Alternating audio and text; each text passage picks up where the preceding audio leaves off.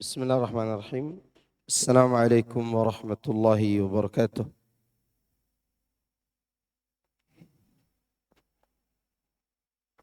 Innal hamdalillah nahmaduhu wa nasta'inuhu wa nastaghfiruh wa na'udzu billahi min shururi anfusina wa sayyiati a'malina.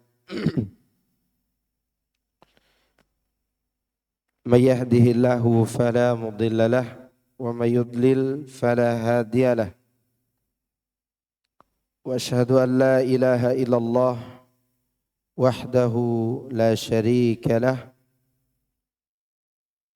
وأشهد أن محمدا عبده ورسوله صلى الله عليه وعلى آله وصحبه أجمعين وسلم تسليما كثيرا مزيدا أما بعد.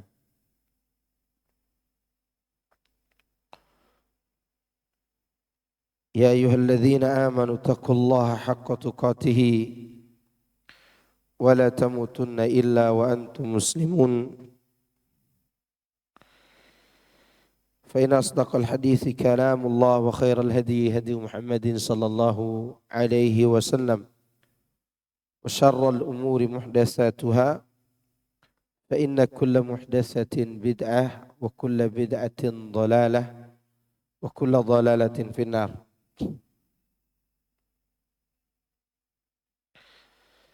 Nah, ikhwani fi din, azani Allah wa iyyakum. Alhamdulillah, kita bersyukur kepada Allah Jalla Dzikruhu atas nikmat kesempatan yang Dia berikan kepada kita sampai pagi hari ini, yaitu nikmat diberikan umur. Coba antum renungkan kembali ke belakang.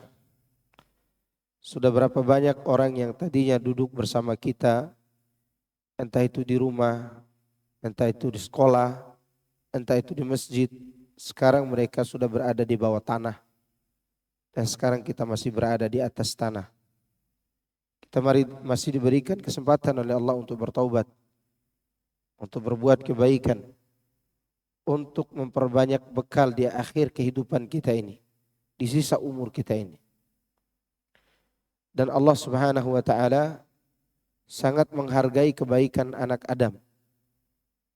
Bahkan banyaknya kesalahan akan dihapus dengan kebaikan-kebaikan kita yang tersisa ini. Coba kita renungkan lagi, sudah berapa lama kita berbuat salah? Berapa lama kita meninggalkan sholat? Berapa lama kita meninggalkan kebaikan? Berapa lama kita menjauh dari Allah Subhanahu wa ta'ala? Tidak berzikir, tidak bertaubat. Sungguh betapa jauhnya kita dahulu dari Allah Azza wa Jalla. Di sisa umur ini Allah memberikan kita kesempatan. Maka kita gunakan kesempatan ini. Ini nikmat yang Allah berikan kepada kita. Nikmat umur. Nikmat yang tersisa daripada kehidupan kita ini. Semoga Allah Subhanahu wa ta'ala senantiasa membimbing kita di atas hidayah ilmu dan taufik. Sehingga kita mati dalam keadaan husnul khatimah. Ada seorang ahli hikmah yang hidup di zaman para ulama kita dahulu. Setiap hari dia baca Quran. Kemudian ditanya oleh seorang, sudah berapa lama Anda baca Quran di masjid ini? Dia menjawab, sudah 30 tahun. Karena setiap hari dia dilihat oleh orang sedang membaca Quran di masjid tempat dia tinggal, di dekat rumahnya. Lalu begitu ditanya, kenapa Anda baca Quran selama waktu begitu lama? Dia menjawab, aku membaca Quran demi menanti suatu waktu yang telah ditetapkan Allah, yaitu kematian. Karena kita semua akan mati.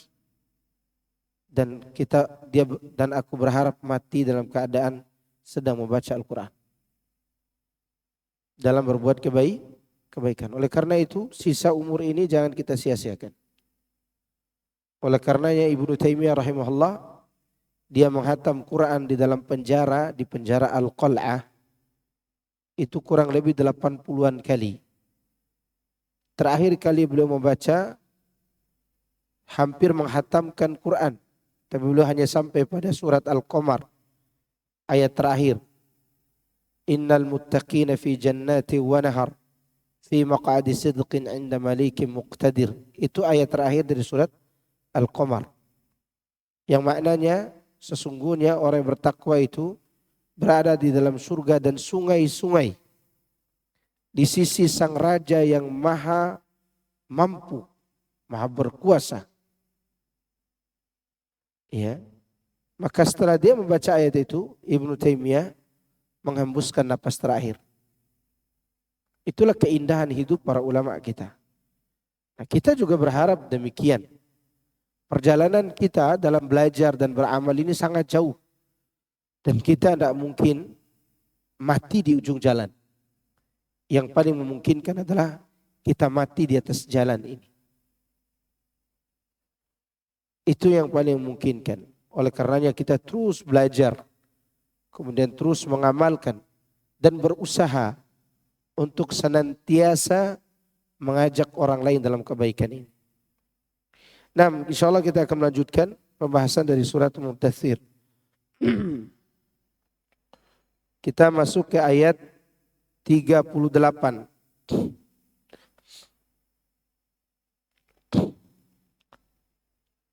Sampai terakhir insya Allah. Saya bacakan dulu ya, sebagaimana biasanya.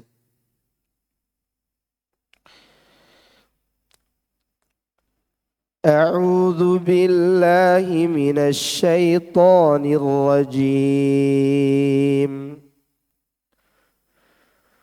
Kullu nafsin bima kasabat rahinah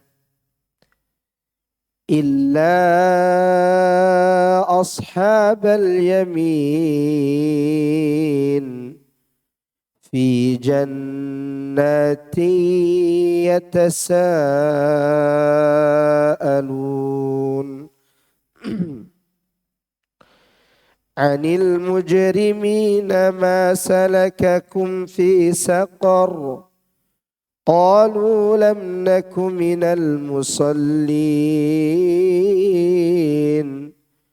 wa lam naku nut'imul miskin wa kunna nakhudu ma'al khaidin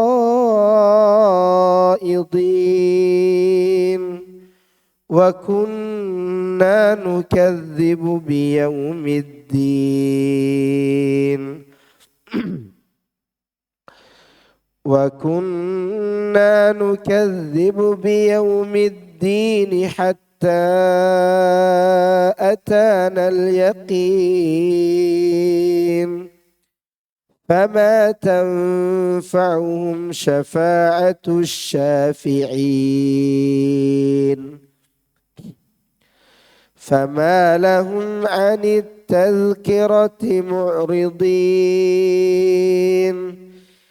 كأنهم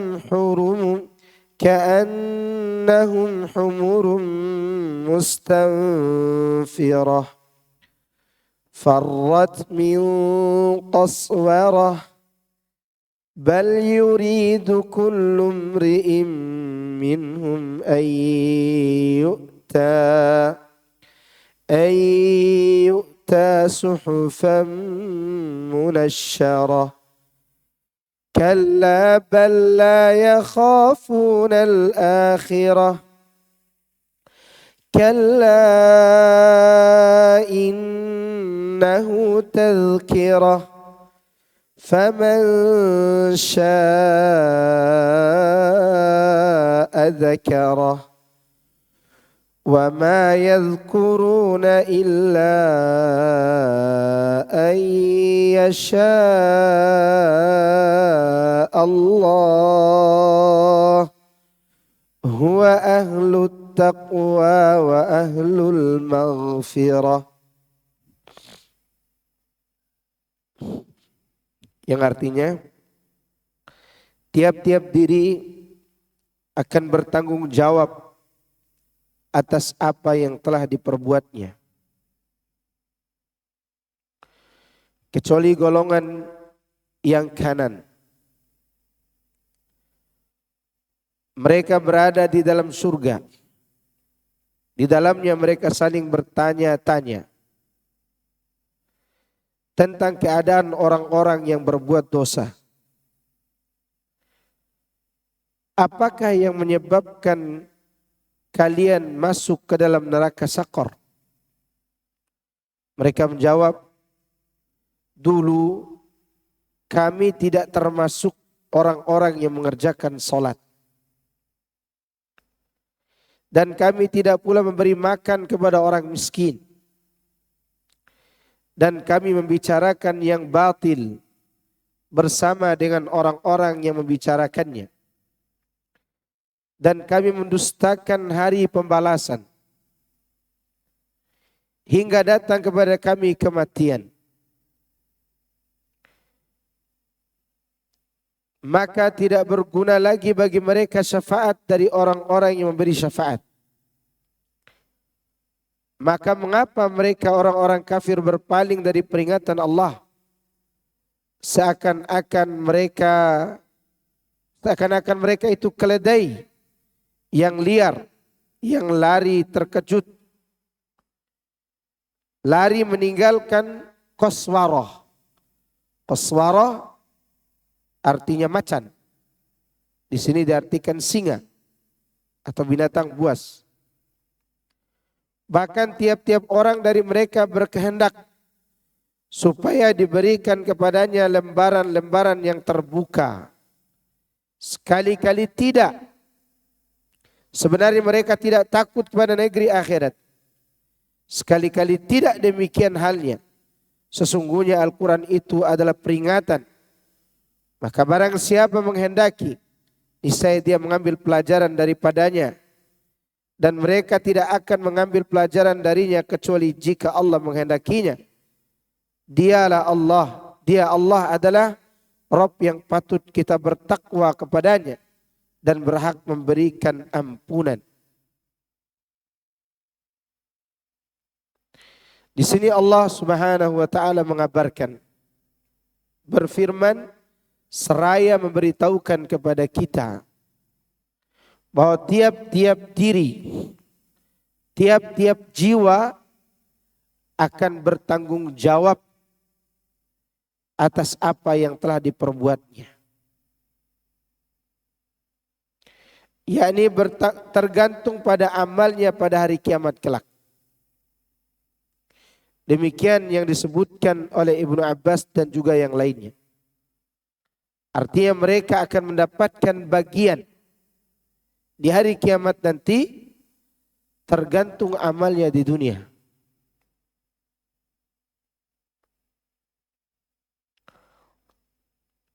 Illa ashabal yamin, kecuali golongan yang kanan.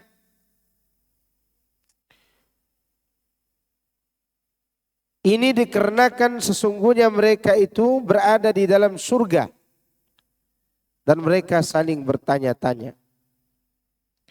Jadi setiap jiwa akan memperoleh balasan sesuai dengan usaha dia. Kecuali orang-orang yang berbuat kebaikan. Mereka akan mendapatkan pahala lebih daripada perbuatan baiknya. Ingat itu. Makanya ada kaedah yang menyatakan bahwa Allah membalas keburukan dengan keadilan. Allah membalas kebaikan dengan fadlun, karunia. Keburukan Allah balas dengan apa? Keadilan. Dibalas sesuai dengan apa? Jenis perbuatan dosanya. Sedangkan perbuatan baik Allah balas dengan lebih dari perbuatan baik itu. Maka disebutkan illa ashabal yamin, kecuali golongan kanan. Maksud di sini golongan yang diproses dengan hisab. Mereka itu akan mendapatkan sesuai dengan apa yang diamalkannya, kecuali orang yang dihisab yang kemudian menerima kitab dengan tangan kanan. Dan ini sering sudah kita sampaikan, di antara ketika kita menafsirkan surat Al-Haqqah, golongan kanan itu siapa? Karena di atas golongan kanan ada golongan lagi. Namanya sabiquna sabiqun. Mereka tidak diproses sama sekali. Tidak dihisab, tidak diadab. Itu golongan tertinggi. Yang ini golongan kanan ada proses hisabnya. Dan di bawah golongan kanan dari kalangan kaum muslimin, mereka adalah zalimu li nafsih. Yang menzalimi diri sendiri walaupun muslim. Di bawahnya lagi tentu orang kafir, munafik, orang-orang yang melakukan kezindikan. Mereka terhina. Dibalas sesuai dengan amalnya. Nah, yang golongan kanan ini selamat walaupun dia melalui proses apa? Hisab. Maka di sini disebutkan mereka itu selamat karena melalui proses hisab yang mudah. Apa hisabnya? Ditanyain dosanya oleh Allah. Apa yang ditanyakan? Dosa. Mereka tidak ditanya dari mana hartamu, kemana kau belanjakan, umurmu kau habiskan untuk apa, ilmumu kau amalkan atau tidak. Itu tidak ditanya kepada golongan kanan ini. Menurut yang disebutkan oleh Syekh Sa'di rahimahullah. Tapi ditanyakan kepadanya adalah iqrarul dzamb. Disuruh mengakui dosa. Karena tidak ada orang yang tidak berbuat salah di dunia ini. Maka prosesnya hanya itu. Dan ini kegembiraan bagi mereka yang berusaha berbuat baik dan berusaha menjauhkan perkara-perkara yang haram. Maka disebutkan illa ashabal yamin. Karena mereka akan mendapatkan bagian tidak sesuai dengan usahanya, tapi lebih daripada itu. Contoh, seorang larut dalam perbuatan dosa 20, 30, 40 sampai 50 tahun dia berbuat dosa. Tiba-tiba dia kembali kepada Allah dan bertaubat. Bertaubat dari dosa-dosa yang dia lakukan puluhan tahun yang lalu. Sisa umur dia mungkin tinggal sebulan, 2 bulan, 3 bulan. Dia bertaubat kepada Allah, terus dia bertaubat. Sehingga sisa umurnya dia penuhi dengan apa? Taubat dan berbuat kebaikan. Maka itu akan berguna baginya di saat dia menghadap Allah Subhanahu wa taala. Dosanya yang puluhan tahun bisa saja dihapus oleh Allah dengan taubatnya tadi. Kalaupun dihitung sesuai dengan apa? Seberapa banyak dosanya. Tapi taubatnya berlipat-lipat Allah berikan kebaikan kepadanya. Ya. Dan ini menunjukkan betapa Allah Subhanahu wa taala maha luas rahmatnya. Betapa dia menyayangi kita. Betapa dia mengasihi kita. Betapa dia tahu kondisi kita ini yang tidak bisa lepas dari dosa dan kesalahan. Ya, manusia itu begitu. Tapi dia yang maha kuasa, yang maha luas, yang maha baik, selalu mengampuni hamba-hambanya dan membalas dengan balasan yang lebih banyak daripada perbuatan baik mereka. Kemudian apa yang mereka lakukan di surga? Fi jannati yatasaalun. Di dalam surga mereka bertanya-tanya. Tentang siapa? Tentang pelaku dosa. Pelaku dosa di sini maksudnya mereka yang tidak berhenti dari kejahatan sampai maut menjemput. Tidak berhenti dari kesyirikan, tidak berhenti dari kekufuran, tidak berhenti dari meninggalkan sholat. Mereka menjauh dari Allah Subhanahu wa taala. Orang-orang itulah yang ditanyakan oleh penduduk surga. Maksudnya mereka menanyakan keadaan orang-orang yang berbuat dosa. Saat itu orang-orang yang bertanya ini yaitu penduduk surga, mereka berada di dalam bilik-bilik surga. Sedangkan para pelaku dosa berada di tempat yang rendah di dalam neraka. Bisakah mereka saling berdiskusi, berbicara? Bisa. Atas izin Allah dari atas ke bawah mereka bisa bertanya.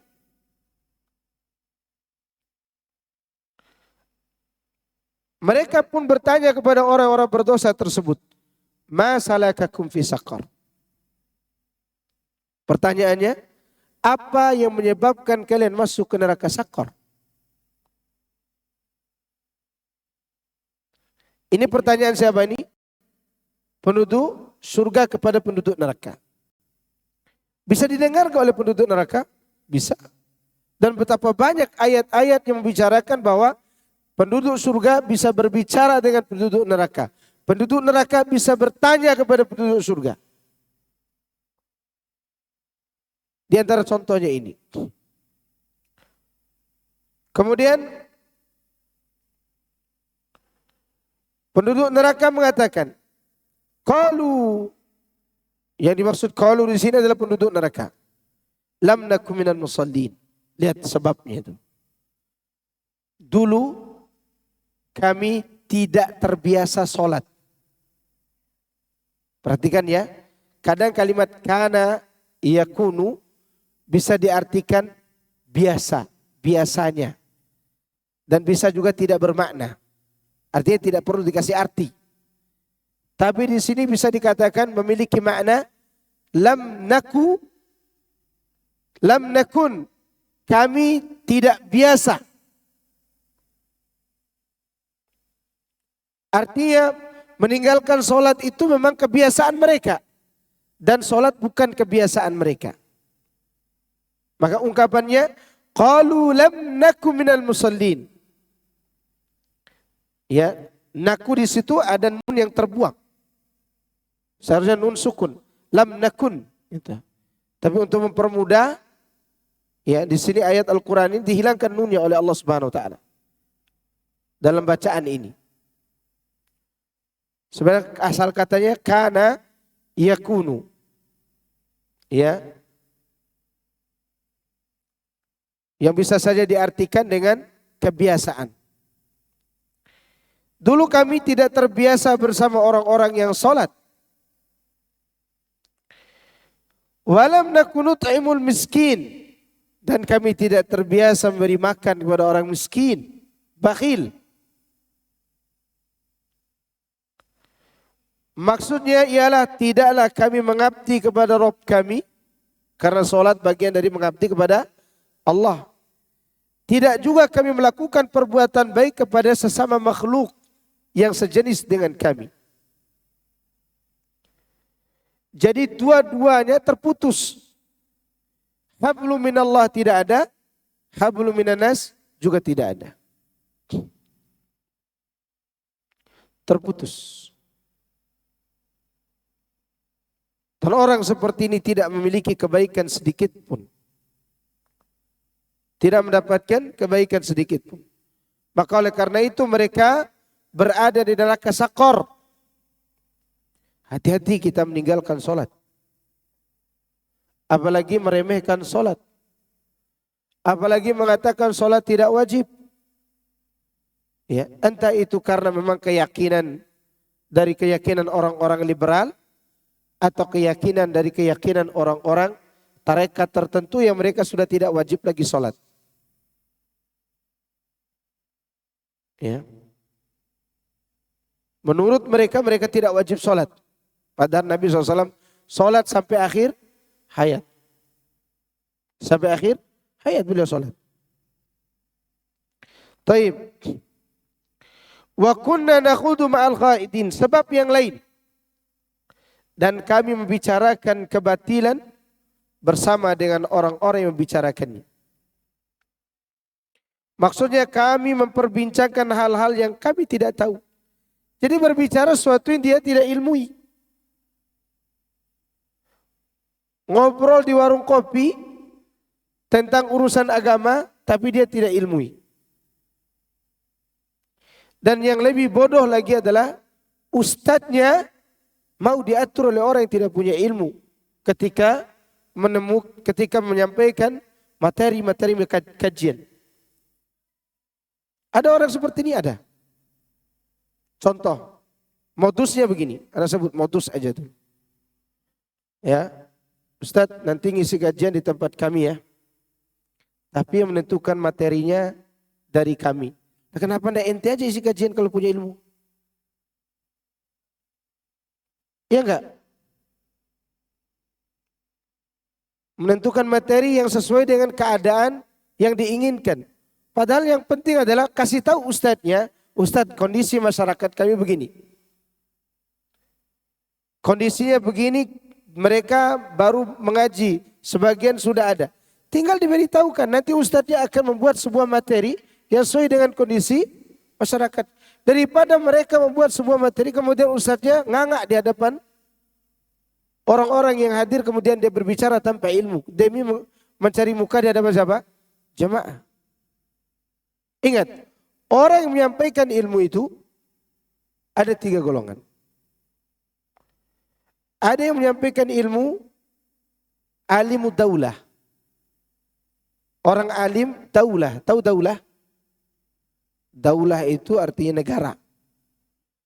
Jadi berbicara mencari keridhaan penguasa. Mau batil, mau benar, yang penting penguasanya apa? Senang sama dia. Yang kedua alim al-ammah. Orang alim yang mencari perhatian masyarakat. Ini akan berbicara sesuai dengan keinginan orang banyak. Dan termasuk di dalamnya ancaman ayat ini. Nakhudu ma'al khaidin. Berbicara bersama orang-orang dalam kebatilan. Orang tidak akan selamat dari kebatilan kalau dia berbicara sesuai dengan keinginan penguasa dan keinginan masyarakat. Yang ketiga ini yang benar. Al-alimu al-millah. Seorang alim yang berbicara sesuai dengan agama. Tidak peduli. Mau dimusuhi, mau dibenci, mau dicaci maki, mau dihina, mau dibuli, mau dipuji, itu tidak berpengaruh. Yang berpengaruh pada dirinya adalah apakah dia berbicara dengan kebenaran yang diinginkan oleh Allah dan Rasulnya atau tidak. Maka inilah golongan yang akan selamat. Tapi mereka yang berbicara kebatilan, itu adalah salah satu sebab mereka masuk ke neraka Saqar. Ingat, tingkatan dosa di bawah syirik dan kekufuran adalah berbicara agama tanpa ilmu. Maka di sini ditafsirkan wa kunna nakhudu ma'al khaidin, yaitu memperbincangkan hal-hal yang kami tidak ilmui. Yang tidak dipelajari. Maka sekarang coba antum lihat kajian-kajian dai-dai kondang ini. Sebelum kajian apa yang dilakukan? Nyanyi. Ya kan? Nyanyi. Kenapa nyanyi? Kenapa nyanyi? Karena tidak ada materi yang akan disampaikan. Kalaupun menyampaikan materi, ya sesuai dengan keinginan orang yang hadir. Dan ini berbahaya. Dan masuk dalam ancaman wa kunna nakhudu ma'al khaidin. Qatadah mengatakan, setiap kali ada orang yang menyimpang, maka kami pun ikut menyimpang bersamanya. Itu maksudnya. Kalau ada orang sesat nih, dah kami ikut sesat. Ada orang ke sana, kami ke sana.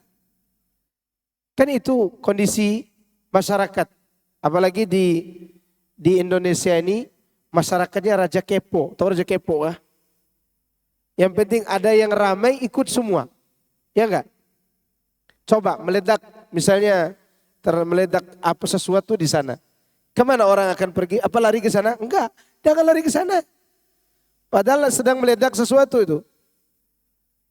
Di mana ada keramaian mereka akan ada di situ. Tidak peduli itu menyimpang atau tidak.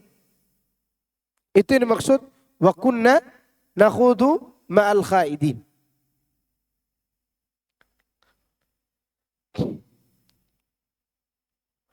Kemudian sebab yang keempat, kenapa mereka masuk neraka Saqar? Wa kunna nukadzibu biyaumiddin hatta atana al-yaqin. Dan adalah kami mendustakan hari pembalasan hingga datang kepada kami sesuatu yang pasti, yaitu kematian. Di sini Allah menyebutkan al-yaqin itu dengan apa?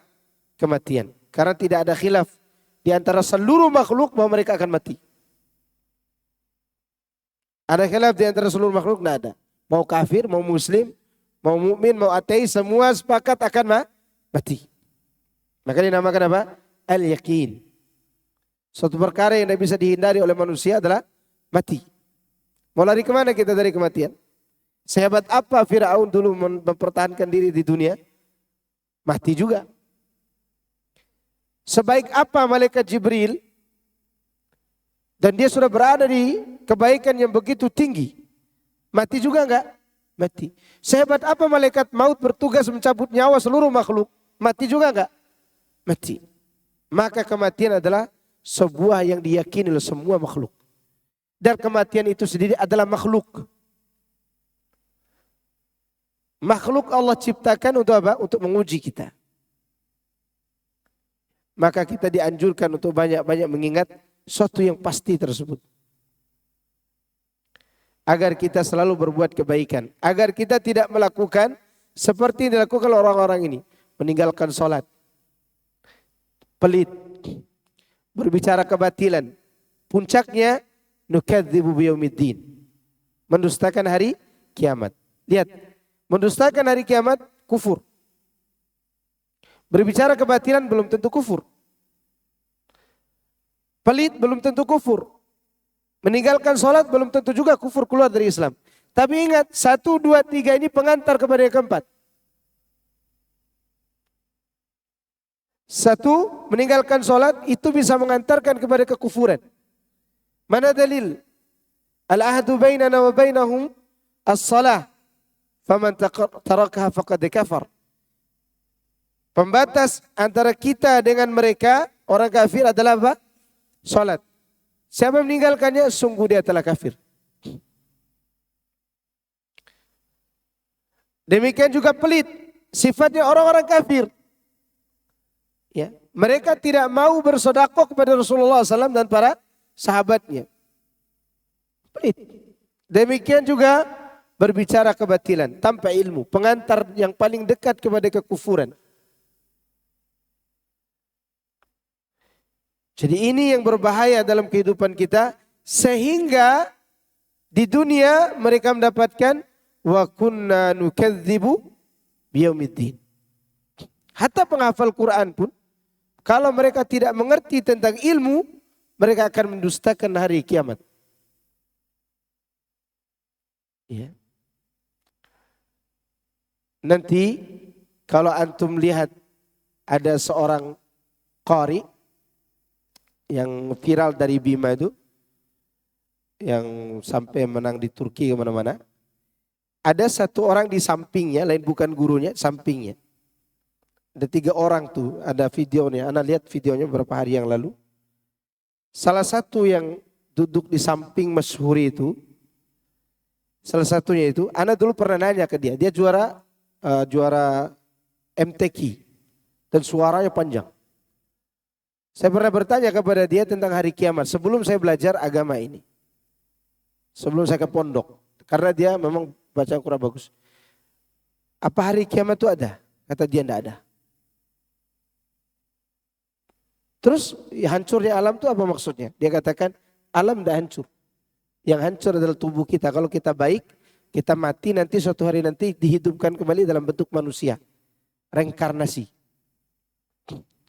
Tahu keyakinan siapa itu? Keyakinan Ar-Raja'ah ini, keyakinan Syiah. Setelah saya padukan dengan literatur yang saya baca di kitab Syiah, ternyata itu keyakinan Syiah, keyakinan Ar-Raja'ah. Itu manusia kalau mati, setelah lama, kemudian dia nanti akan dihidupkan kembali dalam zaman yang lain. Dalam bentuk manusia kalau dia taat. Kalau dia tidak taat, jadi batu, jadi kambing, jadi binatang. Ternyata sama dengan keyakinan itu.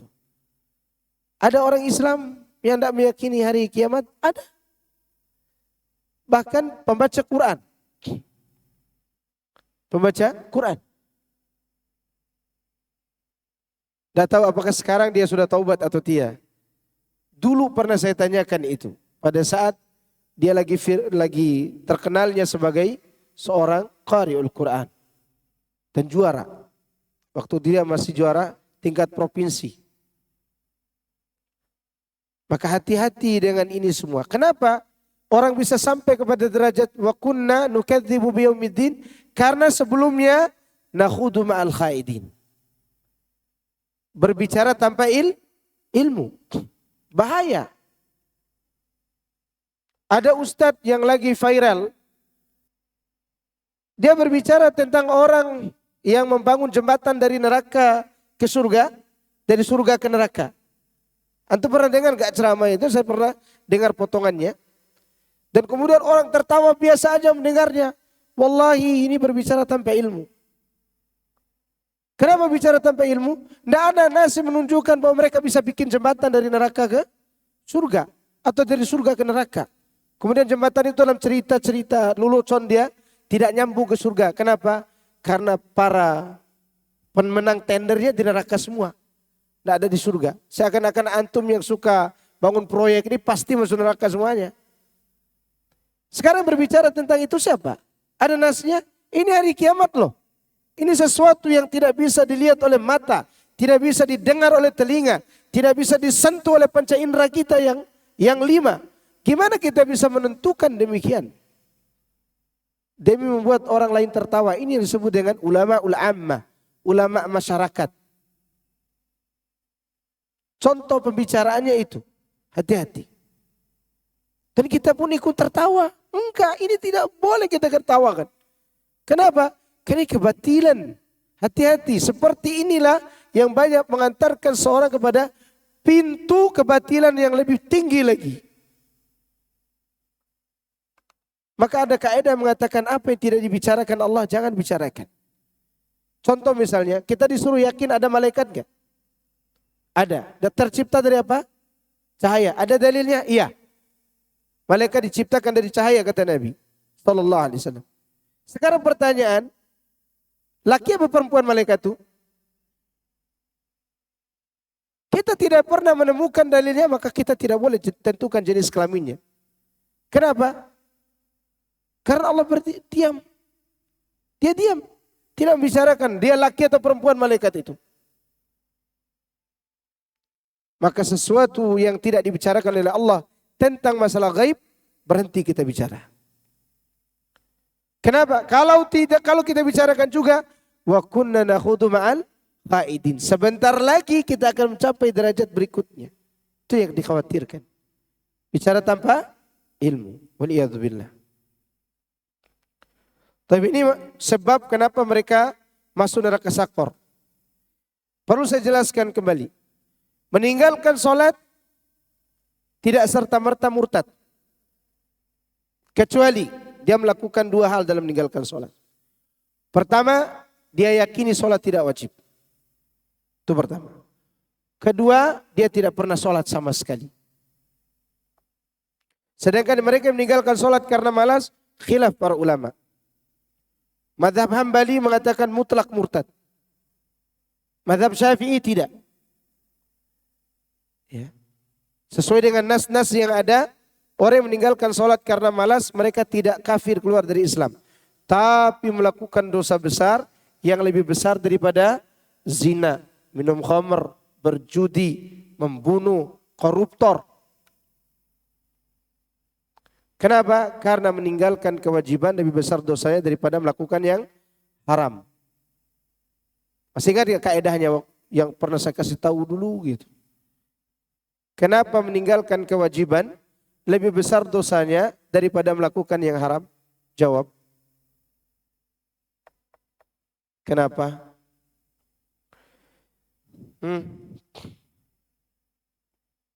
Karena yang pertama kali meninggalkan perintah siapa? Iblis. Iblis diusir dari surga karena melakukan larangan apa meninggalkan perintah? Meninggalkan perintah. Ingat ya, ini dosa bertingkat loh. Ada dosa meninggalkan perintah, ada dosa melakukan larangan. Yang meninggalkan perintah antara Nabi Adam dan Iblis siapa? Iblis. Adam keluar dari surga gara-gara apa? Melakukan larangan. Biasanya orang melakukan larangan akan terbetik dalam hatinya ini dosa. Tapi meninggalkan perintah anteng-anteng aja dia. Dan disertai dengan kesombongan. Biasa orang meninggalkan perintah ada kesombongan. Kenapa ente tidak sholat? Belum melakukan dosa. Kata dia begitu. Itu menunjukkan bahwa perbuatan meninggalkan sholat ini, meskipun pelakunya tidak kufur menurut pendapat yang dirojikan dari pendapat mazhab Syafi'i, dia tinggalkan karena malas tadi, tapi dia melakukan dosa yang sangat besar. Kemudian demikian juga dengan orang yang pelit. Tidak semua orang pelit kafir. Ingat ya. Pelit yang paling pelit adalah mereka yang tidak bayar zakat. Maka orang tidak bayar zakat itu karena dia adalah merupakan kewajiban maliyah, kewajiban harta. Kalau dia tidak bayar zakat, pemerintah boleh menentukan beberapa sikap. Kalau yang tidak bayar zakat itu individu 1-2 orang, dia ngeyel, mau bayar zakat saya ini. Pemerintah boleh mengambil setengah hartanya. Berapa diambil? Setengah. Kalau dia punya 1 triliun berarti berapa? 500 miliar. Ya kalau dia hanya punya 85 juta, enteng-enteng aja kan. Berapa dibagi 2 aja tuh. Ini 1 triliun kalau dia tidak bayar zakat, setengahnya diambil oleh negara. Itu kalau individu. Tapi kalau mereka ini kelompok seperti satu kampung, sepakat satu kampung itu tidak mau bayar zakat. Maka pemerintah mengirim pasukan untuk memeranginya. Dikirim apa? Pasukan. Seperti yang terjadi di zaman Abu Bakar. Karena dia kewajiban. Bayar zakat itu kewajiban. Maka oleh karena itu, orang-orang yang pelit ini juga terancam dibawa kepada pintu kekufuran. Karena seorang yang pelit, berarti dia tidak yakin diri akan dihisap. Atau minimal keyakinannya berkurang. Maka endingnya nanti dia mendustakan hari kiamat karena dia tidak mau bayar zakat, diyakininya tidak ada manfaatnya. Tidak dihisap kok, begitu kan? Itu orang kafir. Ya. Demikian juga berbicara tanpa ilmu. Lanjut, ayat berikutnya. Ketika mereka masuk neraka Sakor dengan sebab-sebab tadi, fama tanfa'uhum syafa'atu syafi'in. Maka tidak berguna lagi bagi mereka syafaat dari orang-orang yang memberikan syafaat. Ini orang yang menyifati diri sendiri dengan sifat-sifat ini, maka sungguhnya pada hari kiamat kelak syafaat, yakni pertolongan seorang, tidak akan pernah memberi manfaat kepada diri mereka. Nabi Ibrahim alaihissalam, Nabi Ibrahim melihat bapaknya disiksa, dia tidak bisa ngapa-ngapain. Tidak bisa menolong bapaknya, Pak, yang mati dalam keadaan kufur, musyrik. Rasulullah SAW tidak bisa menyelamatkan pamannya Abu Talib dari kekekalan neraka. Beliau hanya bisa memberi syafaat khusus, yaitu meringankan azab Abu Talib. Dengan dipakaikan bara api di kaki Abu Talib, mendidih kepalanya, otaknya itu mendidih. Dan dia akan merasakan itu selama-lamanya. Maka tidak ada gunanya syafaat kalau begitu. Bagi mereka yang kufur. Tapi bagi mereka yang mempertahankan iman, meskipun terjatuh dalam perbuatan salah, mereka tidak keluar dari Islam, maka insya Allah syafaat akan bermanfaat bagi mereka. Syafaat dari siapa? Dari siapa saja yang diizinkan oleh Allah. Entah Nabi, entah orang soleh, entah temannya, entah orang tuanya, entah anaknya, atau salah satu saudaranya yang mati syahid di jalan Allah sehingga dia pun dapat efek daripada syafaatnya. Itu semua tergantung izin dari Allah Azza wa Jalla. Tapi pelaku kekufuran yang keluar dari Islam, fama tanfa'uhum syafa'atu syafi'in. Meskipun memiliki kedekatan nasab dengan Rasulullah sallallahu alaihi wasallam, tidak berguna. Ya. Sebab syafaat itu hanya berlaku jika orang yang dituju itu memang mau menerima. Sedangkan bagi orang yang dicap oleh Allah sebagai orang kafir pada hari kiamat, maka sudah pasti baginya neraka. Dia akan kekal di dalamnya. Tidak mungkin dapat syafaat. Lihat ya, Perhatikan baik-baik ini. Allah Azza wa Jal saking luas rahmatnya, dia akan mencari alasan, berbagai alasan untuk memasukkan kita ke surga. Ingat tuh.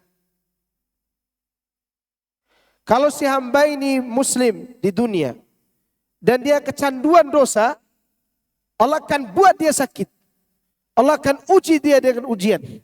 Akan Allah berikan kepada berbagai macam ujian supaya apa? Supaya dia tidak disiksa lama-lama di akhirat nanti. Agar dia masuk surga. Itu husnudzon kita kepada Allah. Atau hamba ini banyak perbuatan baiknya. Tapi perbuatan baiknya tingkatan derajatnya di surga cuma segini. Lalu Allah tambahkan ujian di dunia. Supaya apa? Supaya dia lebih tinggi lagi derajatnya di akhirat. Nabi SAW dia merasakan 2 kali sakratul mautnya umat manusia. Nabi SAW merasakan sakit kepala 2 kali sakit kepala kita. Kenapa? Bukan karena dosa. Tapi untuk ditinggikan derajatnya di atas derajat para Nabi yang lain. Lihat Allah buat alasan sesuai dengan keagungan dan kebesarannya agar orang masuk surga. Bagaimana nasib orang Islam yang masuk neraka? Allah berikan alasan supaya mereka selamat. Bagaimana caranya? Datangkan orang yang berikan syafaat kepadanya. Para nabi, orang soleh, teman-teman semajlisnya, teman-teman seperjalanan dia, seperjuangan dia di dunia. Disuruh ke neraka oleh Allah, cari mereka itu. Kalau ada iman, walaupun setitik, sebesar biji sawi, keluarkan dari neraka. Saking Allah tidak mau orang itu masuk neraka. Tapi kita di dunia ini malah berbuat pada titik yang Allah tidak sukai, yaitu kekufuran. Sehingga syafaat tidak berlaku pada mereka. Waliyadzubillah. Ya. Ini menunjukkan bahwa ada syafaat yang berlaku bagi orang-orang yang berbuat kemaksiatan bagi umat dari umat Muhammad sallallahu alaihi wasallam. Dan semoga itu diberikan kepada mereka-mereka atau kita-kita yang banyak berbuat salah ini. Diberikan oleh Allah Subhanahu wa taala nanti di yaumil qiyamah. Syafaat manusia yang paling mulia pun tidak berguna bagi orang-orang kafir itu. Fama lahum 'anid tadhkirati mu'ridin. Maka Allah bertanya, mengapa mereka berpaling dari peringatan Allah waktu di dunia tentunya? Maksudnya ialah orang-orang kafir itu berpaling dari apa yang engkau serukan dan peringatan kepada mereka. Padahal apa yang diserukan Nabi SAW itu sesuai dengan apa yang dipelajari oleh Yahudi. Tapi Yahudi berpaling. Apa yang diserukan oleh Rasulullah SAW sesuai dengan kondisi beliau seperti yang diyakini oleh orang musyrikin. Orang musyrikin tidak baca Taurat, tidak baca Injil tentang Nabi Muhammad SAW. Tapi mereka membaca kejadian yang ada pada diri beliau. Orang musyrik ini, mereka mengetahui kebaikan Nabi tidak melihat pada kitab. Tapi melihat dalam bentuk perbuatan. Kejadian Nabi SAW, akhlaknya, fisiknya, itu dikenal oleh orang-orang kafir Quraisy sejak beliau masih kecil sampai umur 40 tahun beliau tidak pernah berdusta. Dan itu akan menjadi hujah bagi orang musyrik. Orang ini tidak pernah berdusta, maka ucapannya tidak mungkin berdusta. Dan itu diyakini oleh Abu Jahal. Abu kebodohan. Ya. Dia yakin Rasulullah itu jujur. Tapi ditinggalkan juga. Itu diyakini oleh pengikut Nabi palsu namanya Musailamah Al-Kadzab. Pengikutnya pernah ditanya. Ya, tentunya bukan talk show ya, bukan. Ini pertanyaan biasa di antara mereka. Ditanya oleh orang Islam. Tentang Musailamah Al-Kadzab. Mereka katakan Musailamah Kadzab. Pendusta, pembual, pembohong. Dan seorang dari Bani Nadhr itu, Bani Hashim, itu Muhammad SAW. Dia adalah orang yang jujur. Tapi kami lebih mencintai si pendusta ini daripada si jujur dari Bani Nadhr. Dari Bani Nadir. Atau Bani Hashim. Itu Muhammad SAW. Berarti mereka berpaling dari sesuatu yang mereka yakini. Ada apa? Kenapa mereka berpaling? Dari peringatan yang sudah jelas itu. Berpaling dari Quran. Ya. Contoh orang-orang kafir Quraisy, betapa mereka itu tidak bisa mengingkari Quran, tapi mereka hanya bisa berpaling. Tidak bisa mereka mengingkari isinya, tapi apa yang mereka lakukan? Berpaling. Mereka lakukan rapat. Ya, rapat di antara tokoh-tokoh Quraisy. Dipimpin oleh salah seorang tokoh dari Bani Makhzum. Itu sukunya Abu Jahal. Namanya Al-Walid bin Mughirah. Tertua. Jadi mereka ini Quraisy. Quraisy itu ada Bani Hashim, ada Bani Makhzum. Ya. Suku Makhzum ini sukunya Abu Jahal. Tokohnya Abu Jahal itu ada di atas Abu Jahal, namanya Al-Walid bin Mughirah. Sedangkan Bani Hashim, tokoh terkenalnya siapa? Abdul Muttalib. Kemudian turunannya dipegang kendali oleh siapa? Abu Talib. Maka Abu Talib itu punya ketokohan. Abu Talib itu lebih berwibawa daripada Abu Lahab. Ya.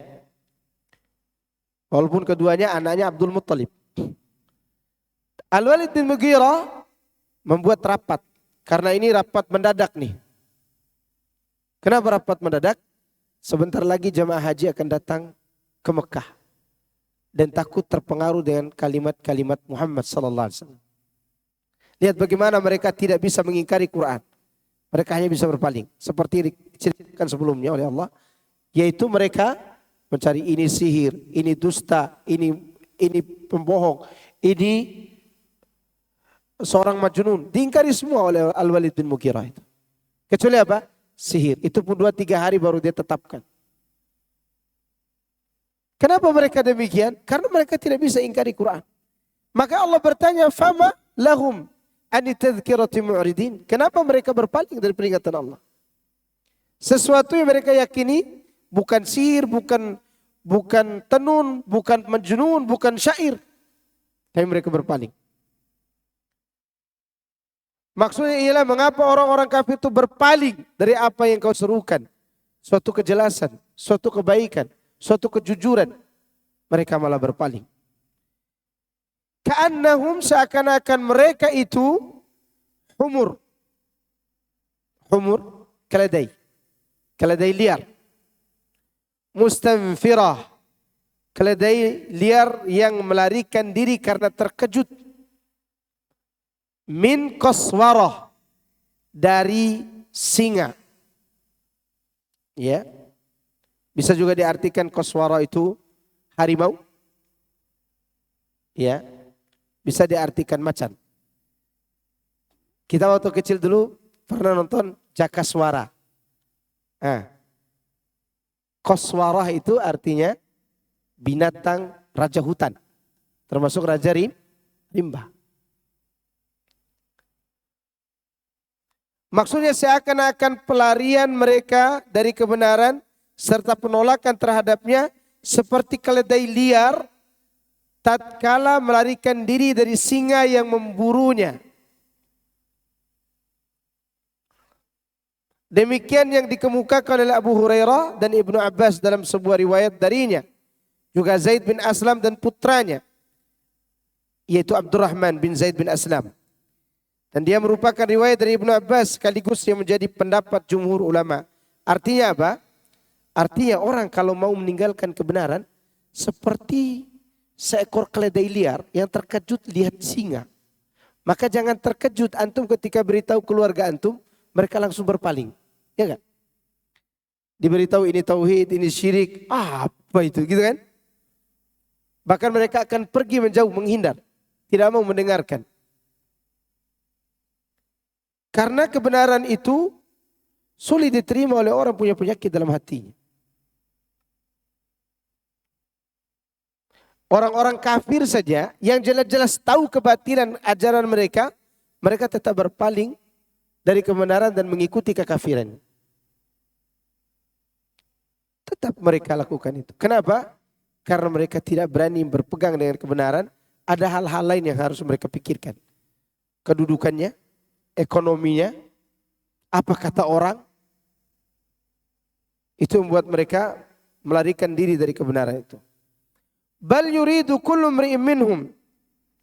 Bahkan tiap-tiap orang dari mereka berkehendak an yu'ta suhufan munasyarah, supaya diberikan kepadanya lembaran-lembaran yang terbuka. Yakni orang masing-masing dari orang-orang musyrik ingin agar Alkitab diturunkan kepada mereka seperti yang diturunkan kepada Rasulullah sallallahu alaihi wasallam. Ya. Demikian itu pendapat yang disampaikan Mujahid dan yang lainnya. Ayat tersebut sebagaimana ayat di bawah ini. Surat Al-An'am ayat 124. Wa idza ja'atuhum ayatun qalu lan nu'mina hatta nu'ta misla ma utiya Rasulullah hatta nu'ta misla ma utiya Rasulullah. Allahu a'lamu haitsu yaj'alu risalatah. Apabila datang suatu ayat kepada mereka, mereka berkata, kami tidak akan beriman sehingga diberikan kepada kami yang serupa dengan apa yang telah diberikan kepada utusan-utusan Allah. Allah lebih mengetahui di mana dia menempatkan tugas kerasulan. Makanya Abu Jahal kan ngomong waktu itu. Abu Jahal ngomong begini, ini Bani Hashim naik kuda, kami naik kuda. Mereka memegang kendali di Ka'bah, kami pun iya. Tapi di kalangan mereka ada Rasul, kok kami enggak? Abu Jahal ingin Rasul itu juga di Bani Makhzum, bukan hanya Bani Hashim. Jadi kepengen mereka itu punya kitab yang sama. Seperti Quran yang diberikan pada Rasulullah sallallahu alaihi wasallam. Dan itu tidak mungkin. Makanya Allah bantah. Kalla. Sekali-kali tidak. Ini kalimat apa? Kalimat ini bantahan atau kalimat bentakan. Itu menunjukkan bahwa kelembutan dalam dakwah tidak harus dengan ungkapan yang lemah gemulai. Ya, tidak harus setiap mau kajian jamaah kumaha itu damang. Tidak harus begitu semua. Jadi kalimatnya tidak harus dengan kalimat-kalimat yang lemah lembut gemulai begitu. Terkadang menggunakan kalimat yang tegas, tetapi dia tidak mengandung celaan yang sangat menghina. Lihat Allah menggunakan kalimat kalla. Disebutkan dalam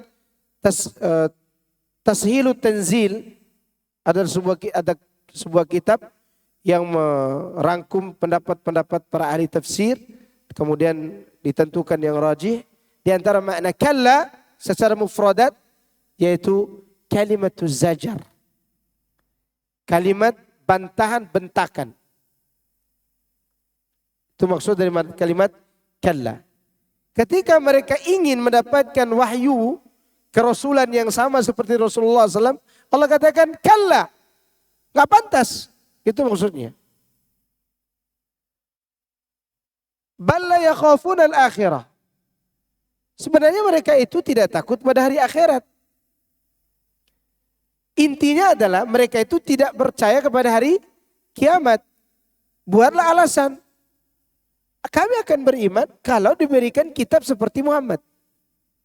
Kan itu alasan namanya. Dan Allah tahu isi hati mereka, Allah katakan kalla. Tidak mungkin. Karena kekufuran mereka itu berdasarkan pada tidak adanya iman di dalam hati tentang apa? Hari kiamat. Tidak takut juga kepada hari kiamat kalaupun percaya.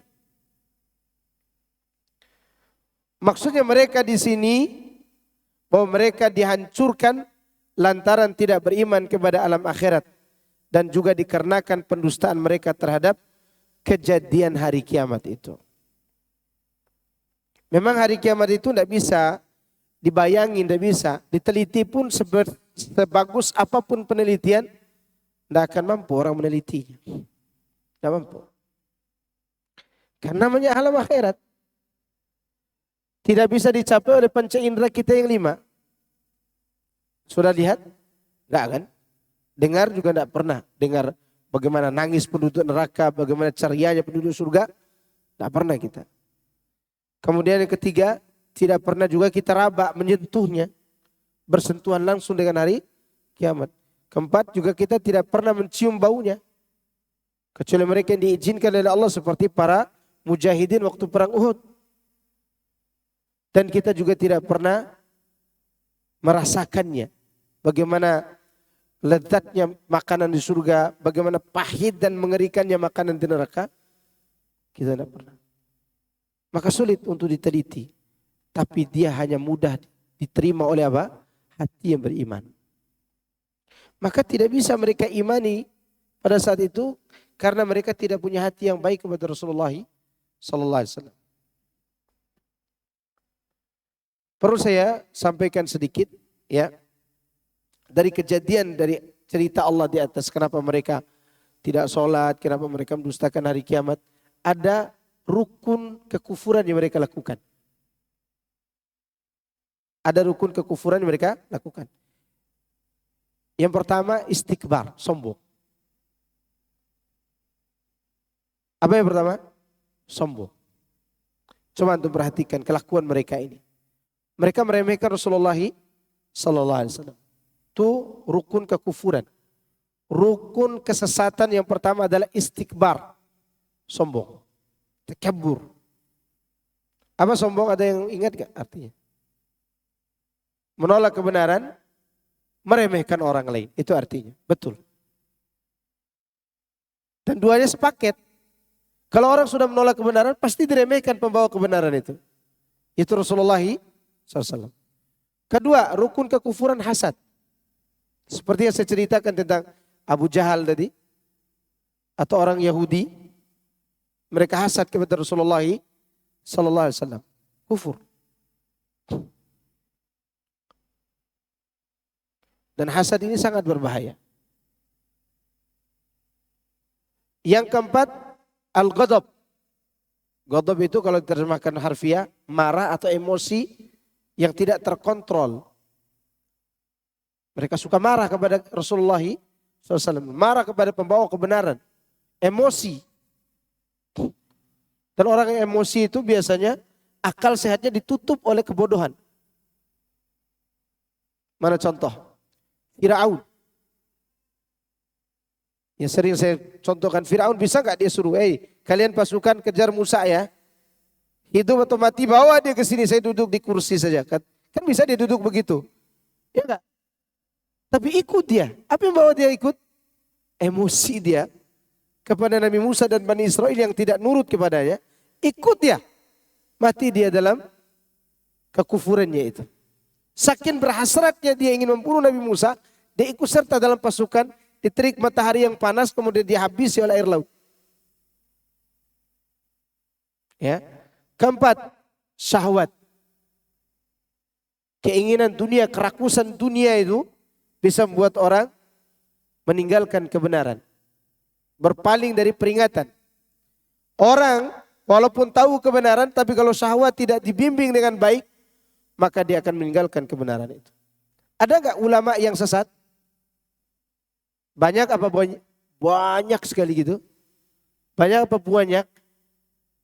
Banyak itu bahasa Jawa tuh. Ada tasdid banyaknya itu, saking banyaknya.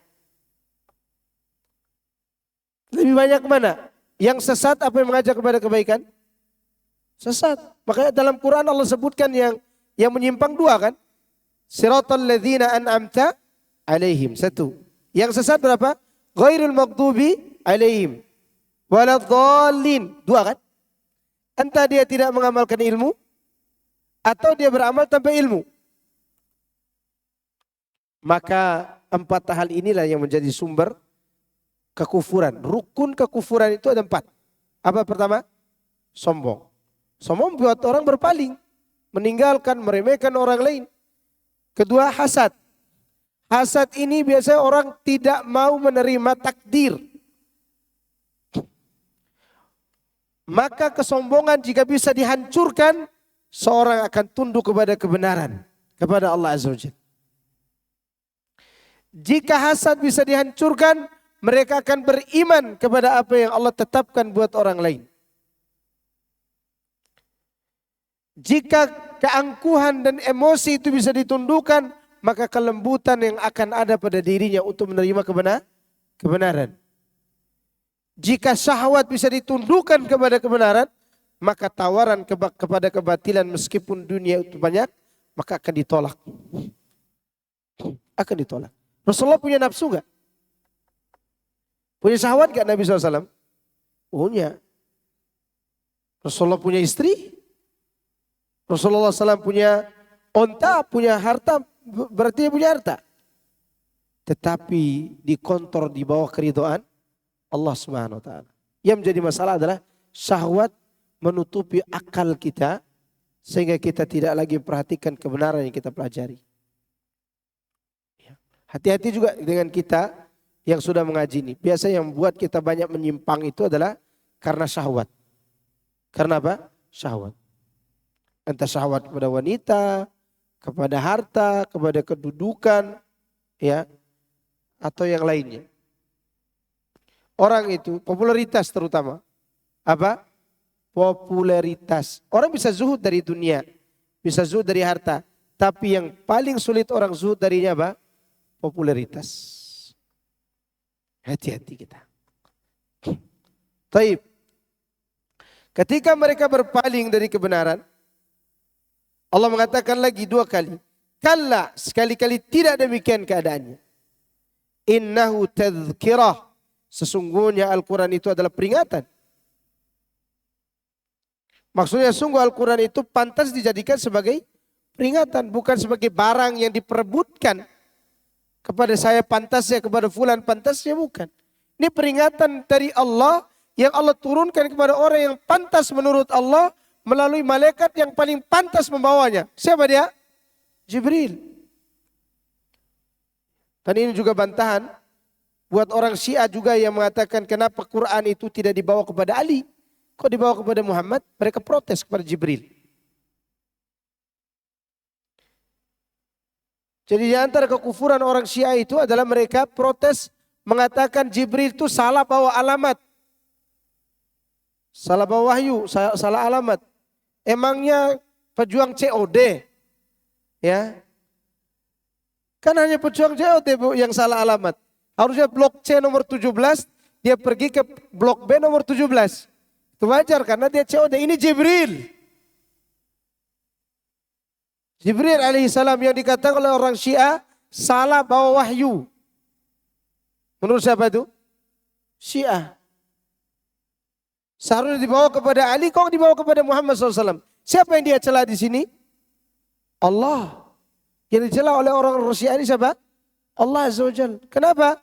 Kok Allah tidak tahu sih Jibril itu pengkhianat begitu loh. Seakan-akan begitu. Maka mereka ini orang-orang yang begitu qalil adab, tidak beradab kepada Allah Subhanahu wa taala dan malaikat Jibril. Maka Al-Quran ini adalah peringatan. Ngapain diperebutkan untuk menjadi Rasul atau menjadi Nabi? Maka akan datang belakangan ini orang-orang kepengen jadi Nabi juga. Nabi apa di Indonesia yang pernah ada? Ingat gak tuh? Siapa Nabi ya? Hah? Musaddek. Aduh, Nabi Musaddek. Gimana cara selawatnya ya? Allahumma sholli ala Musaddek begitu? Buruk sekali nama itu. Ya. Mengaku diri sebagai Nabi. Rasulullah SAW adalah Nabi terakhir. Yang pantas menerima wahyu terakhir. Kemudian umatnya dipilih. Maka kita masuk dalam pilihan itu. Tidak usah menjadi Nabi. Dipilih untuk mengimani Quran itu. Siapapun kita, kalau beriman kepada Quran seperti kita sebutkan di atas tadi, walaupun berbuat dosa, insya Allah dapat syafaat. Tapi jangan diremehkan, tidak apa-apa masuk neraka dulu. Enggak begitu juga. Karena di neraka itu ada nama satu waktu namanya labithina fiha ahqaba. Ahqaba itu nama waktu di neraka. Jamak dari hikbun. Satu hikbun berapa lama? Pernah saya sampaikan? 80 tahun di sana.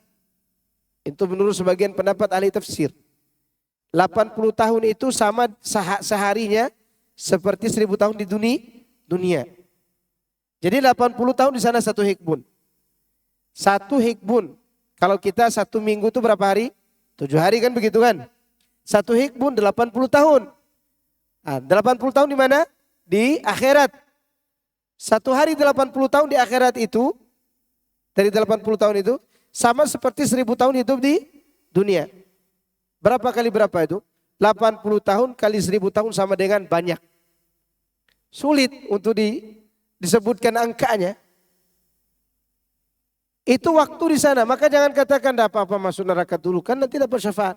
Jangan. Kalau bisa kita berlindung jauh dari neraka itu. Bahkan jauh dari azab kubur. Ya.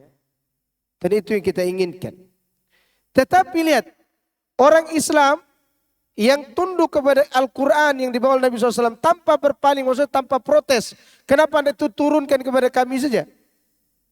Mereka tetap akan mendapatkan kebaikan. Selemah apapun imannya. Setidak-tidaknya dia diselamatkan dengan syafaat pembawa risalah itu, Rasulullah Sallallahu Alaihi Wasallam.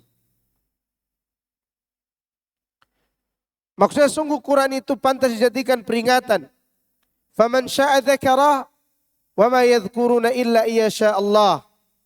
Maka barang siapa menghendaki, niscaya dia mengambil pelajaran darinya. Berarti di sini kita disuruh memiliki niat. Niat untuk mencari kebenaran. Meskipun semua itu tentunya atas izin dari Allah. Tapi kita punya kehendak. Punya kehendak untuk mencari kebenaran. Tinggal kita melakukan action, melakukan praktek, melakukan usaha. Dan usaha itu Allah akan hargai. Allah hargai. Mana contoh? Orang yang punya keinginan tapi tidak ada usaha. Tapi tidak dapat dia hidayah itu. Abu Talib. Abu Talib. Dia tahu nggak Al-Quran yang dibawa oleh Rasulullah itu kebenaran? Tahu. Dia sangat tahu keponakannya ini orang jujur. Tidak mungkin dia bicara dusta. Bahkan dia pernah mengungkapkan seandainya aku tidak takut dicela oleh umatku, maka aku akan berdiri pada agama Muhammad. Kata siapa? Abu Talib. Dan dia berdampingan dengan manusia yang memegang wahyu dari Allah Azza wa Jalla. Hidayah menjauhinya. Kenapa? Gak ada usaha setelah dia meyakini. Lihat Salman dari negeri yang jauh. Dari Iran. Diantarkan ke Syam. Dari Syam diantarkan ke Irak. Dari Irak kembali lagi ke Turki. Dari Turki dibawa ke Wadil Qura. Di Wadil Qura dibeli oleh Yahudi. Dari Yahudi ini diberi lagi oleh Yahudi di Madinah. Sampai dia menanti kedatangan Nabi SAW.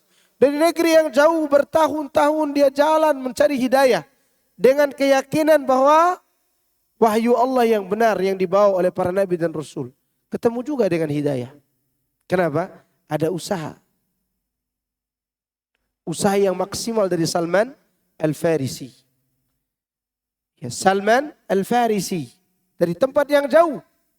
Ibaratnya Salman itu ini di atasnya keselamatan nih. Di bawah ini ada tebing. Di bawah tebing ada neraka. Dia udah berdiri di sini nih. Udah siap dibakar oleh api neraka. Tapi dia berusaha nanjak naik. Untuk mencari apa? Kebenaran di dunia ini. Dapat dia kebenaran. Dan ditolong oleh Allah untuk mendapatkan. Salman Al-Farisi. Maka kita berusaha untuk mempraktekkan keinginan. Ada di antara kita yang tidak mau kebaikan. Semua orang mau kebaikan. Maka Allah katakan. Faman sya'a dzakarah. Siapa menghendaki, dia akan mengambil pelajaran. Semua kita termasuk dari golongan orang-orang itu. Wa ma yadhkuruna illa iyasha Allah. Tidaklah mereka mengambil pelajaran kecuali jika Allah menghendaki. Jadi apa yang kita dapatkan dari pelajaran ini sesuai dengan kehendak Allah, maka kita cari perhatiannya agar Allah menghendaki kebaikan pada diri kita. Dan banyak berdoa, minta kepada Allah hidayah. Huwa ahlu taqwa wa ahlul maghfirah. Dialah Allah Rabb yang patut kita bertakwa kepadanya dan dia berhak memberikan ampunan. Dua hal yang disebutkan di sini. Hak Allah dan hak kita. Apa hak Allah? Itu kita bertakwa kepadanya. Apa hak kita? Kita mendapatkan ampunannya. Siapa berhak untuk mendapatkan ketakwaan dan ketaatan kita? Allah. Siapa berhak mendapatkan ampunannya? Itu hamba yang bertakwa tadi. Maksudnya dialah Rabb yang memang berhak untuk diakui, sekaligus Rabb yang berwenang untuk mengampuni dosa orang yang bertaubat dan kembali kepadanya. Demikian itu yang dikemukakan oleh Qatadah. Seandainya semua orang sudah melakukan dosa di atas tadi. Dosa di atas tadi, meninggalkan sholat. Berbicara kebatilan. Pelit, kufur, tidak mau beriman kepada Allah. Tapi setelah itu dia kembali bertaubat kepada Allah. Tunduk di hadapan syariatnya. Dia meninggalkan seluruh kekufuran dan kekafiran itu. Meninggalkan kemusyrikan demi pulang kepada Allah. Allah ampuni enggak? Allah ampuni. Karena dia berhak mengampuni. Siapa orang yang begitu lama bermusuhan dengan Nabi SAW yang kemudian dia diterima keislamannya? Permusuhannya selama 21 tahun. 21 tahun dia bermusuhan dengan Nabi SAW.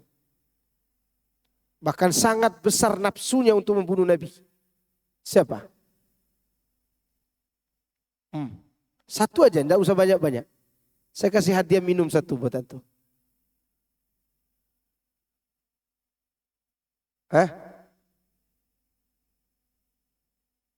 Abu Sufyan, ahsant. Panglima lagi. Kapan dia masuk Islam? Tahun 8 Hijriah. Berarti 21 tahun dia bermusuhan dengan Rasulullah SAW. 13 tahun di Mekah, 8 tahun setelah hijrah. Berarti berapa tuh? 21 tahun. Siapa lagi? Ikrimah bin Abi Jahal. Kalau Abu Sufyan tadi, begitu Rasulullah memenangkan Mekah, dia berhak menjamin keselamatan orang-orang di rumahnya. Abu Ikrimah enggak, dia TO, target operasi. Yang akan dipenggal lehernya.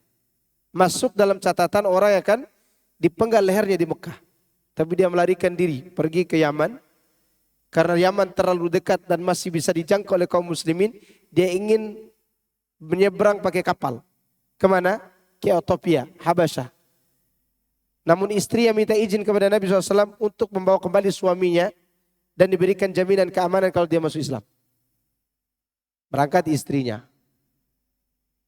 Berangkat istri kemana? Jemput suaminya. Bersama budaknya dari Romawi, berambut pirang. Safar dengan budaknya dan hampir diperkosa oleh budaknya istri Ikrimah. Kemudian si wanita ini katakan kepada budak itu di jalan, waktu sepi jalan tuh, tenang aja nanti aja dulu. Padahal dia sebenarnya Tauriyah. Begitu ketemu kabilah Arab, istri Ikrimah mengatakan, nih orang Romawi nih mau ganggu saya orang Arab nih, ditangkap. Sampai dia jalan sendiri sampai ketemu dengan suaminya dan berkata kepada suaminya, jika engkau pulang ke Mekah dalam keadaan muslim, kau akan hidup, kata istrinya. Kemudian Ikrimah memastikan jaminannya, lalu dia percaya kepada istrinya pulang. Sebelum Ikrimah sampai ke Mekah nih, Rasulullah lagi duduk sama para sahabatnya. Ja'akum Ikrimah mu'minah. Jadi Jibril udah menyampaikan dahulu, Ikrimah akan datang kepada kalian dalam keadaan beriman. Siapa memberikan hadiah keimanan itu? Allah SWT. 21 tahun dia musuhi Nabi, diterima oleh Allah taubatnya. Ini bukan bermusuhan dengan Ustadz Fulan di zaman ini kemudian baperan kita pengikutnya. Bukan. Ini bermusuhan dengan Nabi berapa lama? 21 tahun. Allah ampuni dosanya. Dan dia diakui sebagai panglima perang terbaik di zaman-zaman para sahabat. Dan Abu Bakar percayakan dia untuk melawan Musailamah Al-Kadzdzab, kemudian didatangi oleh Khalid bin Walid. Kehebatan apa lagi itu? Kapan Khalid bin Walid masuk Islam? Tentu setelah perang Uhud. Orang-orang musuhi Nabi ini masuk Islam dan diterima oleh Allah taubatnya. Kurang apa lagi baiknya Allah kepada kita? Setelah jauh melangkah kepada dosa, meninggalkan Allah Subhanahu wa taala, kemudian pulang diampuni oleh Allah. Makanya Allah akhiri surat ini dengan apa? wa ahlul maghfirah. Dia berhak mengampuni siapa saja. Maka kita hari ini tidak boleh kita memvonis orang pasti neraka. Tapi membantah kesesatannya harus. Ya, kadang kita karena kesal sama orang mengatakan, kamu pasti masuk neraka. Kan kadang begitu. Ini hak Allah, akhi. Siapa tahu akhir hayat orang ini akan masuk apa? Islam. Atau dia kembali kepada kebenaran. Siapa sekarang yang paling ngesalin sekarang? Yang kita lihat di TV siapa? Panji Gumilang. Kesel lihatnya itu. Tapi apakah kita berhak mengatakan dia pasti masuk neraka selama-lamanya? Mati dengan kekufuran? Kita tidak berhak. Tapi kita berhak untuk membantah kebatilannya. Berhak untuk menjelaskan keburukannya. Bukan berhak menghakiminya pasti masuk neraka selama-lamanya. Karena kita tidak tahu di akhir hayatnya dia bertaubat kepada Allah Azza wa Jalla. Ini sikap seorang muslim. Maka Nabi SAW tidaklah menetapkan orang ini masuk neraka, ini masuk surga, kecuali dengan izin Allah. Tidak boleh. Waktu perang Uhud, tahu perang Uhud ya? Nabi SAW tidak suka kepada 3 orang yang melukai wajahnya. Ditombak oleh 3 orang ini, melengkung ke dalam baju besi beliau, helmnya, patah gigi geraham. Nabi berdoa keburukan untuk 3 orang itu. Apa teguran dari Allah? Laisa laka minal amri syai'. Tidak ada urusanmu sedikit pun dalam urusan ini. Artinya urusan berikan hidayah. Allah beri hidayah kepada 3 orang itu masuk Islam. Saya lupa nama 3 orang. Ya. Nanti di dalam kitab Tauhid di awal-awal dibahas itu. Namanya disebutkan di situ. Laisa laka minal amri syai'. Ya, itu menunjukkan bahwa Allah berhak mengampuni siapa yang dikehendakinya. Tapi bukan berarti kita tidak menjelaskan kebatilan, enggak. Itu kewajiban. Ya, tetapi mengampuni adalah hak Allah Subhanahu wa taala. Dia berhak untuk kita takwa kepadanya dan berhak untuk mengampuni siapa yang dikehendakinya. Semoga Allah Subhanahu wa taala mengampuni dosa kita semuanya. Dan semoga kita tergolong orang-orang bertakwa kepada Allah dan menjadi hamba-hamba yang dimasukkan ke surga nanti di yaumul qiyamah. Dan dijauhkan dari neraka jahanam. Tapi saya kira cukup. Nanti insya Allah kita akan mulai pembahasan surat Al-Qiyamah. Pada pertemuan kita yang akan datang. Pekan depan masih tafsir kan? Masih tafsir pekan depan. Tauhid ya, pekan keempat. Nah silakan ada pertanyaan. Ibu-ibu, bapak-bapak yang mau bertanya silakan. Tafadhol. Bapak yang di belakang.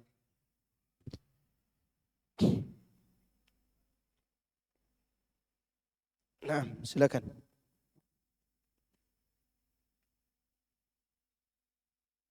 Udah. Dibantu mic-nya. Dihidupkan. Ini nih yang biru. Udah. Assalamualaikum warahmatullahi wabarakatuh. Waalaikumsalam warahmatullahi Yang saya wabarakatuh. tanyakan manusia itu kan terdiri dari dua unsur ya, jasmani dan rohani. Kalau sakit jasmani kita bisa merasakan bahwa kita sakit, kan gitu ya. Setelah sakit kita berusaha untuk berobat sehingga kita ke dokter atau dengan cara lain. Tapi sakit rohani seperti terkena tadi rukun kekufuran, itu bagaimana kita mendeteksi diri bahwa kita kena penyakit tersebut. Dan apa yang harus kita lakukan terhadap penyakit rohani itu Pak Ustaz? Terima kasih. Barakallahu fikum. Orang yang bisa mendeteksi penyakit rohani, penyakit hati, adalah orang yang kuat tauhidnya. Orang yang belajar tauhid. Kalau dia tidak pernah belajar tauhid dan sunnah, dia tidak akan tahu kalau hatinya sakit. Kenapa? Karena tauhid itu kata Ibnul Qayyim, altafu syai'in wa azkaha wa asfaha. Dia adalah sesuatu yang sangat lembut, suci, bersih, sensitif. Jika orang benar tauhidnya, dia keluar dari tempat masjid ini ada satu pandangan yang mengandung dosa, meskipun mungkin dia tidak pernah belajar tentang itu, tapi hatinya langsung mengatakan, langsung merasakan kepedihan itu. Nah itu berarti dia tauhidnya benar. Orang yang benar tauhidnya, perkara mubah aja, dia akan merasakan sakit kalau jauh dari Allah gara-gara masalah itu. Contoh ini. Ada seorang sahabat berkata pada dirinya, dan dia waktu itu ditemukan oleh Abu Bakar As-Siddiq radhiyallahu anhu. Nafaqo Hanzalah, Hanzalah namanya. Hanzalah sudah menjadi munafik, padahal dia bukan orang munafik. Dia betul-betul merasakan hatinya itu jauh dari Allah, padahal dia tidak melakukan dosa itu. Dia katakan, nafaqo Hanzalah. Abu Bakar lewat. Ada apa dengan engkau Hanzalah? Kenapa kau katakan dirimu munafik? Kata Hanzalah, aku kalau sedang duduk di kajian bersama Rasulullah SAW, dengarkan nasihat Rasul, seakan-akan surga dan neraka itu kelihatan di depan tuh. Saking nikmatnya duduk di majelis ilmu itu. Begitu pulang, ini belum ada HP waktu itu ya, belum ada Android. Apalagi sekarang ada HP, Android dan seterusnya. Pulang nih, bercanda sama anak istri, lupa dengan itu. Jadi ketika pulang, ketemu anak istri, lupa. Maka saya katakan diri saya munafik. Apa kata Abu Bakar? Perasaan itu sama dengan perasaan aku juga. Lihat, Abu Bakar siapa Abu Bakar? Ya, manusia terbaik setelah para nabi dan rasul. Di seluruh manusia, tidak ada manusia terbaik melebihi Abu Bakar selain nabi dan rasul. Mulai dari zaman Nabi Adam sampai runtuhnya dunia.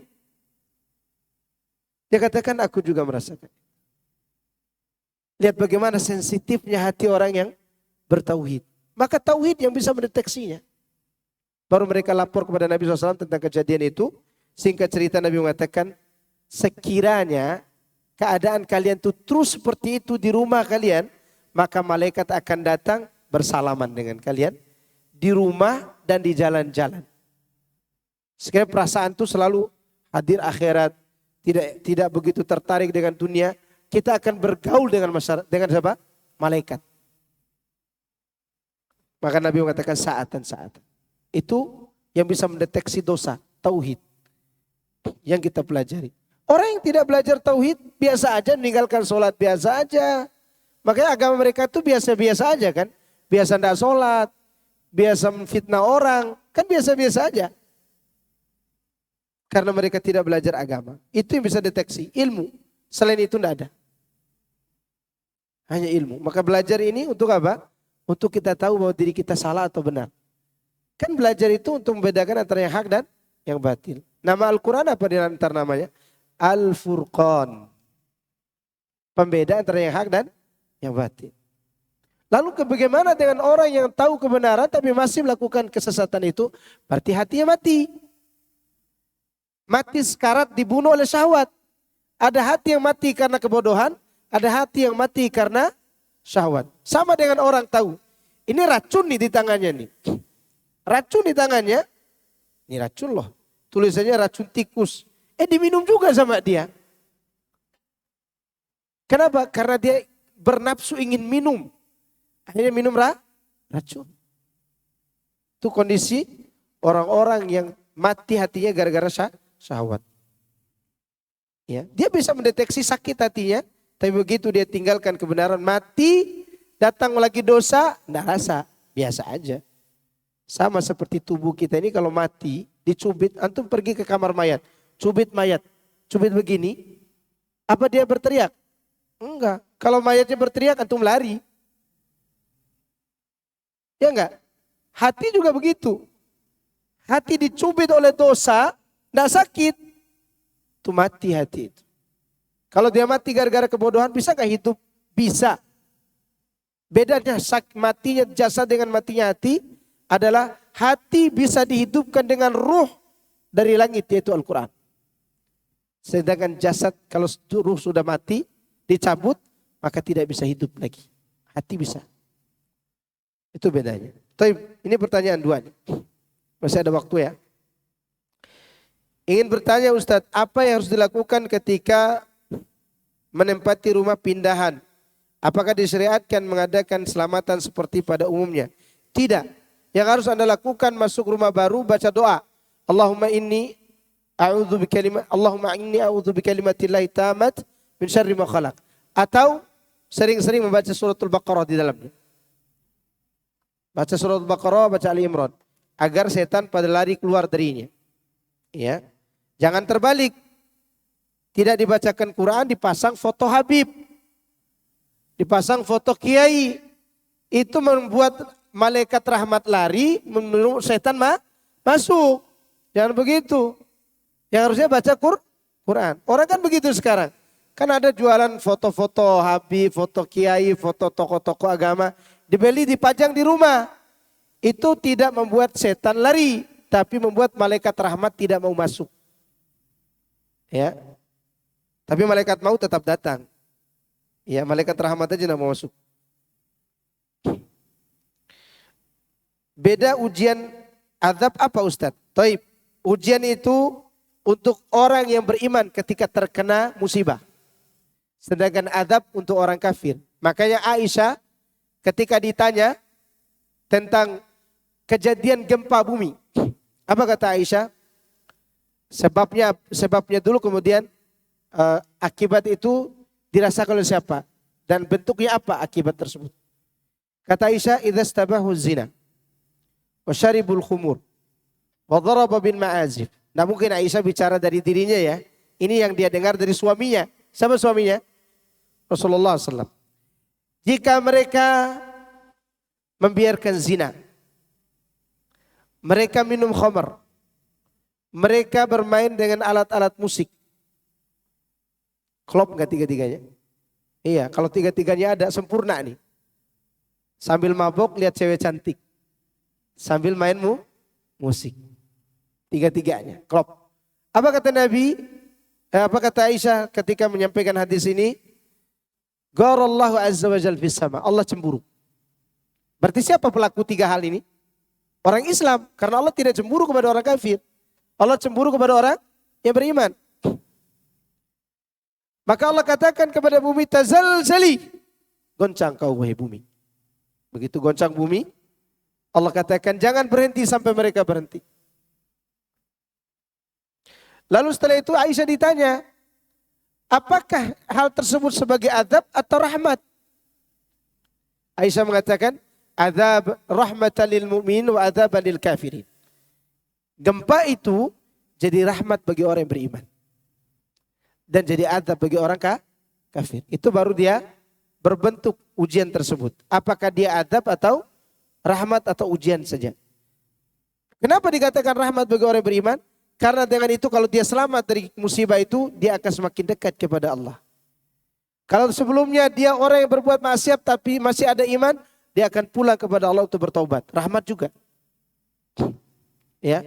Atau ada orang kafir yang masih setengah-setengah ingin masuk Islam, begitu dikasih ujian, dia malah masuk Islam. Betapa banyak orang-orang yang ketika dikasih ujian, dia malah bertaubat. Daripada diceramahi terus, dia tidak bertaubat. Ya enggak? Mungkin ada di antara antum ini yang dikasih sakit, mimpi yang mengerikan datang setiap waktu, baru dia bertobat. Sebelum itu dikasih tahu ente sholat ya, ini kalau Allah, ini kalau Rasul. Tidak terima, nanti dulu, tunggu masa tua. Ya, begitu dikasih sakit baru dia sadar. Terkadang orang harus digitukan, maka itu jadi apa? Rahmat. Tergantung siapa yang menerima bala tertentu tersebut. Jika yang menerimanya orang kafir, azab. Jika menerimanya orang Islam, bisa jadi penghapus dosa kalaupun dia mati. Itu juga rahmat Allah Azza wa Jalla. Kalau dia hidup, dia akan ingat kepada Allah Azza wa Jalla untuk segera memperbaiki diri. Saya kira cukup ya. Subhanakallahumma wa bihamdika. Asyhadu an la ilaha illa anta astaghfiruka wa atubu ilaik. Assalamualaikum warahmatullahi wabarakatuh.